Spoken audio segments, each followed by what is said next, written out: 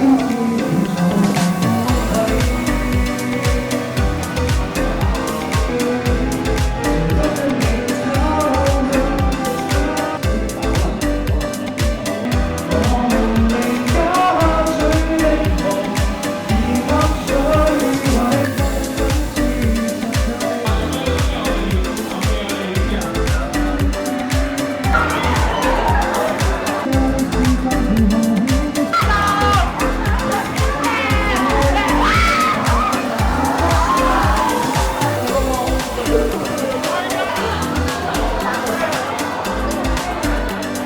該係其實緊張又真係冇啊！我諗係最享受一個拍會唔會㗎？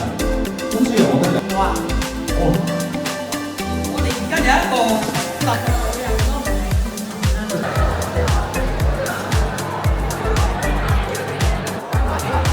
係呢位靚仔，係你係你。乜嘢係啊？正確。你都係講嗰個，係。係一成幾個鐘啊！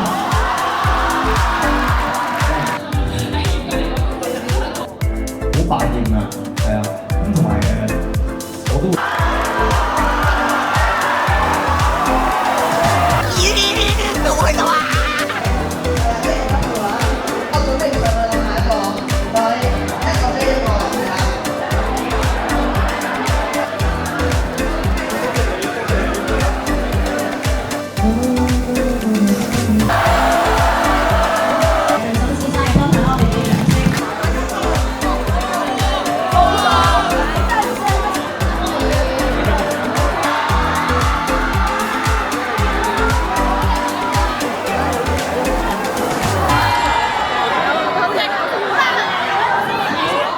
今日我哋好榮幸邀請到 Jeffrey 嚟我哋學校分享同埋演出啦，好多謝你嘅演出同埋分享。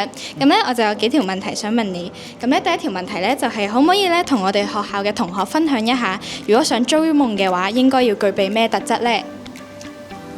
我覺得追夢嘅特質最緊要係夠膽嘗試，因為我覺得嘗試先係一個重點去繼續追你自己想做嘅事情。咁所以我覺得有時好多人都好啦，會覺得好似好遠喎，咁所以就去取消咗成個感覺。咁所以我會覺得有時你嘗試咗先，咁跟住可能揾到嘅興趣之後，咁繼續追夢。咁我覺得呢一個係比較適合嘅。